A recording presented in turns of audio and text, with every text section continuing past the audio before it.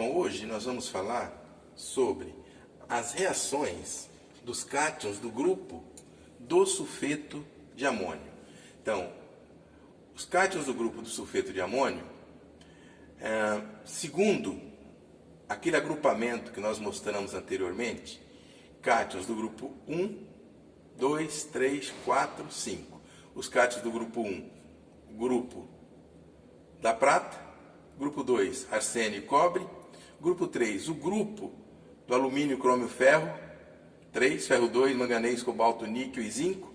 O grupo 4 é o grupo do carbonato de amônio, que nós vimos recentemente, e o grupo 5, o grupo do sódio, potássio e amônio.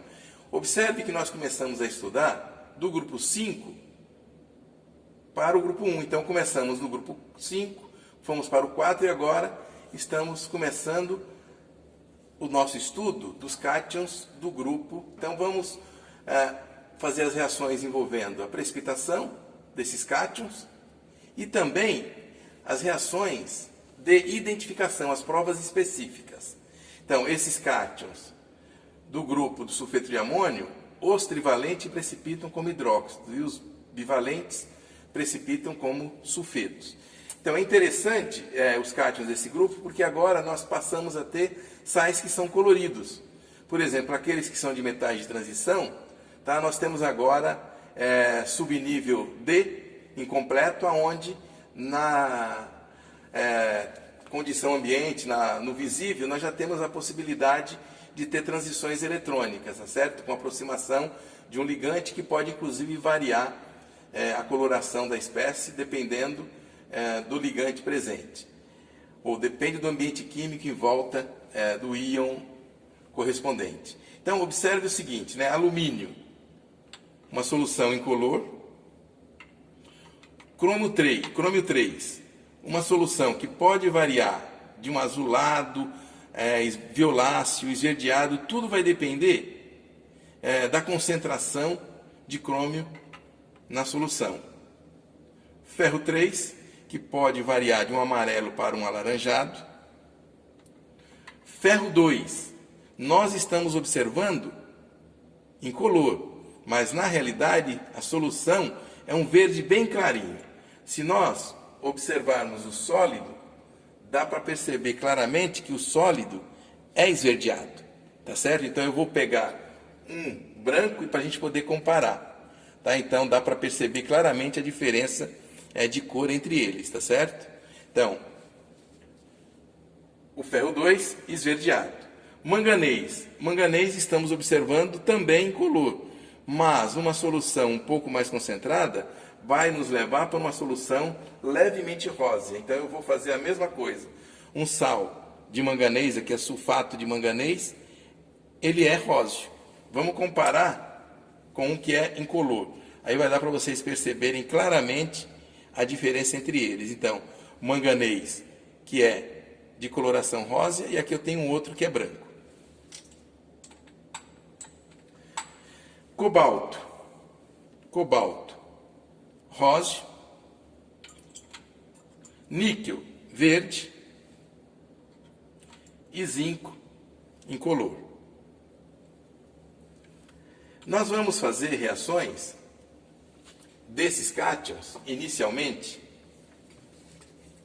com sulfeto de amônio. Então, o nosso objetivo é as reações envolvendo sulfeto de amônio.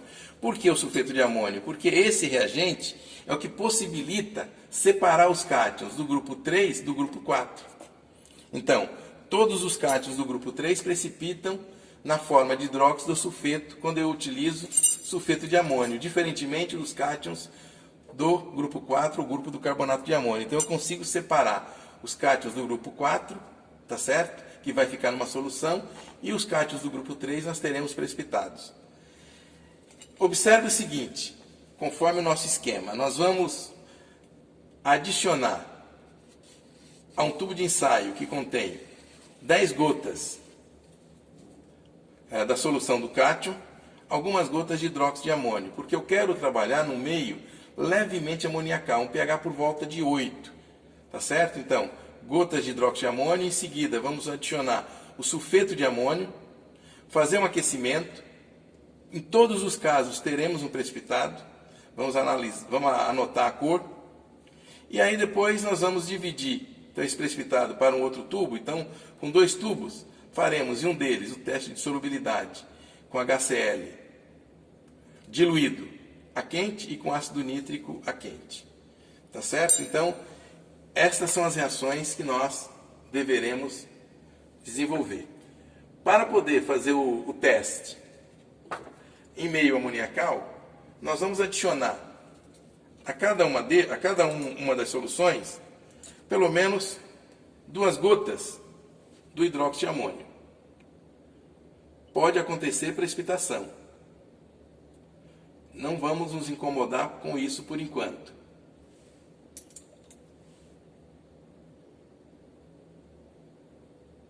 Então, todos eles, eu posso ter a precipitação. Então, 2 gotas, deixamos o meio levemente alcalino. Estou trabalhando com um hidróxido de amônio, que é 6 mol por litro. E aí nós vamos adicionar o sulfeto de amônio. Então, após a adição do sulfeto de amônio, nós vamos olhar o precipitado em cada caso. Então, no caso do alumínio, vamos adicionar sulfeto de amônio. Então, nós observamos a formação de um precipitado branco. Importante, sulfeto de amônio, nós temos a liberação de H2S, a liberação de NH3. Os equilíbrios do sulfeto de amônio, nós temos a hidrólise do ânion sulfeto e do cátion amônio. Consequentemente, nós teremos uma solução que é levemente alcalina, e com isso nós temos a liberação de H2S e temos a liberação de NH3. Por isso, o ideal é que nós, então, trabalhemos na capela e com a capela em funcionamento. Então, agora, adicionando sobre o cromo, sobre ferro 3,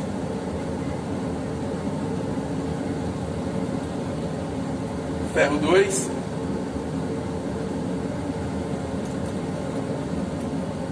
manganês, cobalto,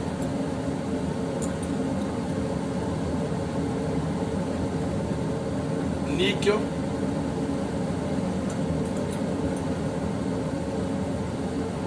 e o zinco. Então, observe que o alumínio forma um precipitado branco de AlOH3. Cromo forma um precipitado verde acinzentado de hidróxido de crômio 3. O ferro, deveríamos observar a formação de um precipitado vermelho acastanhado, mas o que nós estamos observando?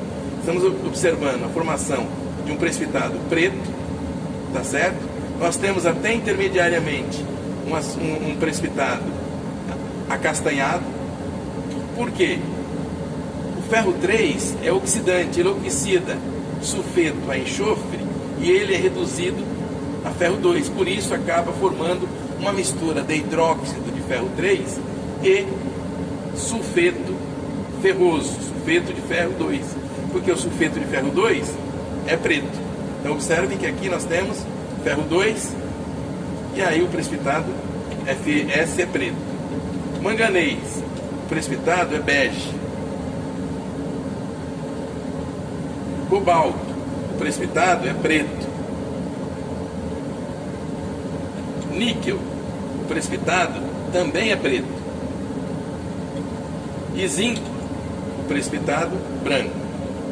Então, observe que nós temos 3 tipicamente pretos: ferro, cobalto, níquel.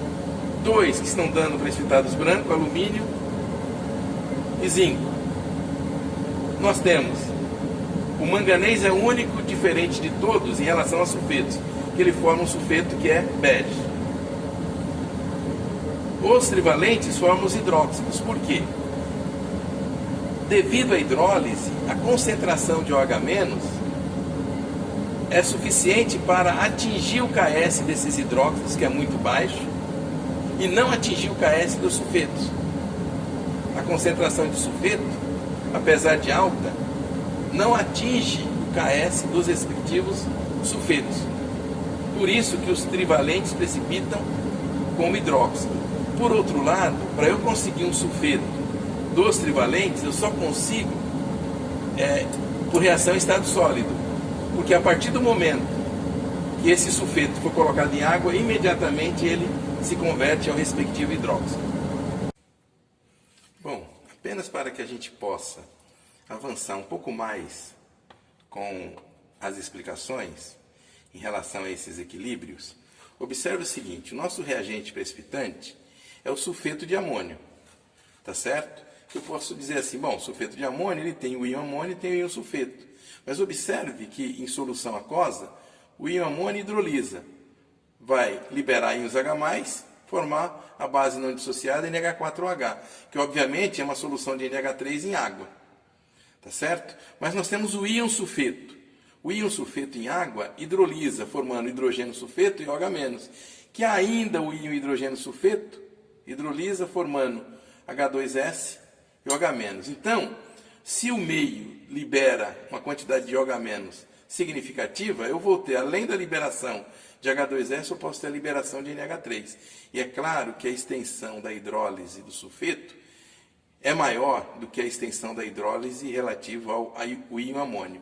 Então, se nós pegarmos um frasco contendo sulfeto de amônio, como é que eu comprovo realmente que há liberação de H2S, que há liberação de NH3? Então observe o seguinte, né? Vamos deixar a nossa capela ligada. Nós vamos abrir esse frasco de onde está exalando, então, H2S e NH3. Se eu pegar um pedaço de papel de filtro e adicionar algumas gotas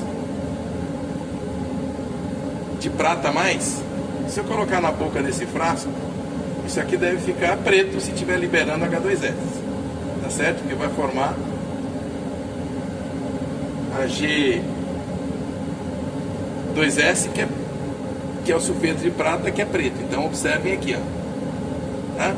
Por outro lado, se nós pegarmos água oxigenada,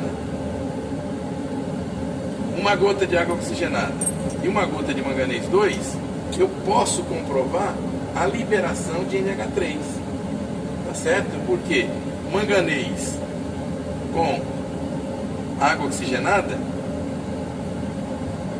ocorre, se encontrar NH3, a reação de óxido de redução, que nós já vimos lá atrás na prova do NH3. Então, ó, se eu aproximar da boca do frasco, tá certo? O que é que nós vamos observar? Com pouco tempo, a gente começa a observar a formação aqui, ó, do marrom, correspondente à formação de MnO2. Então fica claro para vocês que uma solução de sulfeto de amônio, tá certo? Nós temos uma liberação espontânea de NH3 e de H2S. Agora, veja que para falar nos equilíbrios de precipitação desses cátions metálicos, vamos pensar que eu tenho o equilíbrio do H2S e eu tenho o equilíbrio de solubilidade do sulfeto metálico. O equilíbrio do H2S eu posso expressar pelo Ka. O equilíbrio de solubilidade do MS, ou do sulfeto metálico, eu vou expressar por Ks. Se eu juntar os dois equilíbrios, tá certo? Nós observamos que a precipitação do sulfeto vai ser dependente da concentração de H+ no meio. Então observe que aqui nós temos, ó, os precipitados e os Ks. Então, obviamente, que os Ks dos hidróxidos são muito baixos. Consequentemente, eles são atingidos antes do que se atinge o Ks dos respectivos sulfetos. Por isso que nós tivemos a precipitação do branco correspondente a LOH3, do verde acinzentado do hidróxido de cromo, e aqui nós tivemos uma mistura, obviamente, de hidróxido de cromo de ferro 3 e sulfeto de ferro 2, devido à redução de ferro 3 a ferro 2. Então, para a gente poder complementar, no caso do ferro 2, nós temos um KS que é 10 a menos 19, do manganês 10 a menos 15, do cobalto 10 a menos 23, do níquel 10 a menos 21 e o zinco 10 a menos 23. Cobalto e níquel são aqueles dois sulfetos que apresentam o menor KS, significa dizer, são aqueles que precipitam primeiro. Tá certo? Só que tem um porém, né? No caso do cobalto e do níquel,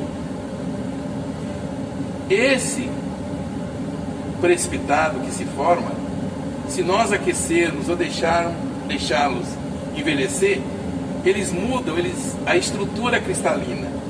Ou seja, o cobalto, na forma de sulfeto, COS, ele precipita inicialmente numa estrutura cristalina alfa. Com o envelhecimento, ele muda para beta. São polimorfos. Estrutura cristalinas, diferentes da mesma substância. O que acontece com o envelhecimento? Sulfeto de cobalto sai de um KS de 10 a menos 23 para 10 a menos 27. No caso do níquel, que é o NiS, estrutura cristalina alfa, muda para uma estrutura cristalina gama. O KS muda de 10 a menos 21 para 10 a menos 28. Ou seja, espera-se então que na hora que nós fizermos o teste de solubilidade dessas espécies, certamente que cobalto e níquel possa ter dificuldade na sua solubilização. Então, o que nós temos que fazer na sequência? É o teste de solubilidade dessas espécies, tanto em HCl diluído e HNO3. Vamos observar o que acontece. Então nós vamos pegar esses precipitados, vamos separar em outros 2 tubos, tá certo? Separar em 2 tubos e vamos testar a solubilidade em HCl a quente e em HNO3 também a quente, tá certo? Então, nós vamos fazer o seguinte, e essa precipitação que nós já fizemos, tá? Nós vamos fazer um leve aquecimento para dar aquela envelhecida antes de dividir para um outro tubo. Então vamos acender o nosso bico de Bunsen. Mas não, tudo bem. Então olha, nós vamos aquecer o de alumínio.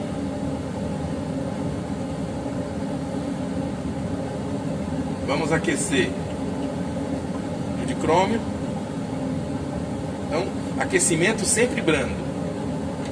O de ferro.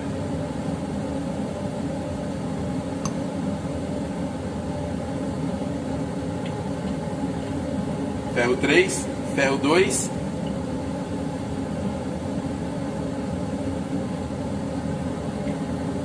manganês,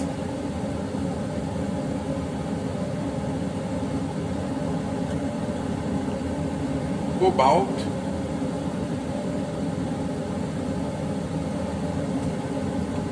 e níquel.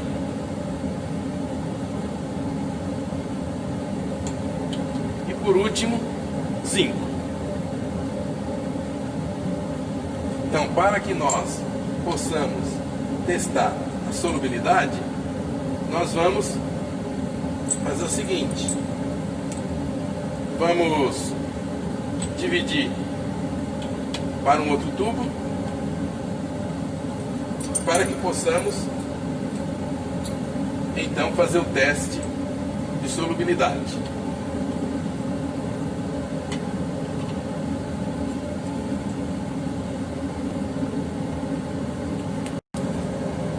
Então vamos testar a solubilidade, né, desses sulfetos ou hidróxidos, no caso dos trivalentes, em meio ácido clorídrico diluído e ácido nítrico diluído. Então, no caso, o que eu preciso fazer? Separar para 2 tubos.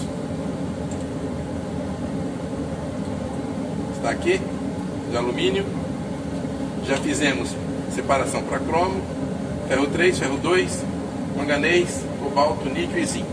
Então todos os sulfetos ou hidróxidos já estão separados. Então vamos pegar, no caso de alumínio, vamos adicionar ácido clorídrico. Então na presença de ácido clorídrico, o que nós observamos? A dissolução completa, tá certo? Então dissolve é hidróxido de alumínio 3.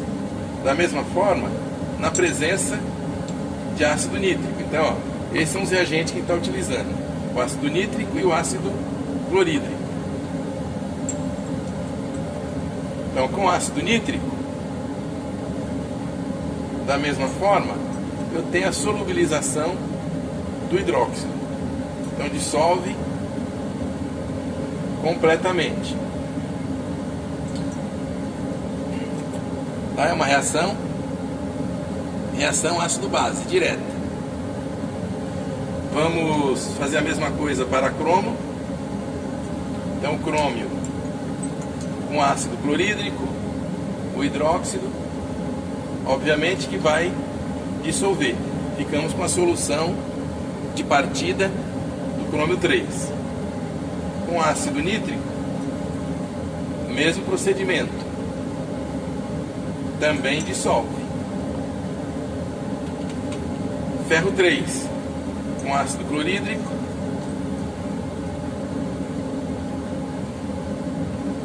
temos o retorno a ferro 3, tá certo? Caso a gente não observe a dissolução a frio, o que a gente faz? Aquece. O problema do ferro é que houve a redução dele a ferro 2 com a precipitação de sulfeto de ferro. Consequentemente, nós temos uma turbação na solução devido à presença de enxofre coloidal. No caso do ácido nítrico, fazemos a mesma coisa. Adicionamos o ácido e aí nós temos também a dissolução. E volta também a ferro 3. Mas da mesma forma como no caso do ácido clorídrico, o que nós temos aqui? Ó? Enxofre coloidal, que acaba deixando a solução turva. No caso do ferro 2, então, sulfeto de ferro 2, tratado com HCl, dissolve por completo. Ferro 2 é oxidado facilmente a ferro 3. Então, o que foi oxidado antes da adição de sulfeto, ó, nós já observamos que aqui nós temos um amarelado e não esverdeado como deveríamos esperar, porque eu tenho formação de ferro 3. Na presença de ácido nítrico, vai acontecer também a dissolução. E aí nós temos solução límpida transparente e acaba ficando amarelada, alaranjada devido à presença de ferro 3. Manganês. Manganês com ácido clorídrico. Nós temos a dissolução. Então, manganês, observe, dissolução completa. Com ácido nítrico. Com ácido nítrico, da mesma forma, vamos dissolver completamente. Então veja que todos dissolvem muito facilmente. Vamos pegar no caso cobalto, com ácido clorídrico. Cobalto com ácido clorídrico, eu já não observo a dissolução. Veja que eu vou aquecer com ácido clorídrico, eu não vejo essa dissolução. Posso ferver isso aqui que não vai acontecer a dissolução. Ou seja, ele permanece insolúvel em HCl. Se for em ácido nítrico, vamos ver o que acontece. E vamos fazer a quente também. Ácido nítrico diluído. Veja que eu estou fervendo e eu não consigo a dissolução. Por outro lado, se nós trabalharmos com ácido nítrico concentrado, veja o que vai acontecer. Na presença de ácido nítrico concentrado, eu já consigo fazer a dissolução. Ó, liberação de NO2. Então eu consigo dissolver com facilidade. Da mesma forma, vamos pegar o níquel, fazer o teste com ácido clorídrico, níquel, excesso de ácido clorídrico, aquecimento. Eu também não consigo fazer a dissolução na presença de ácido clorídrico. Vamos ver com ácido nítrico diluído. Com ácido nítrico diluído, também não ocorre a dissolução. Vamos adicionar algumas gotinhas de nítrico concentrado, aquecer,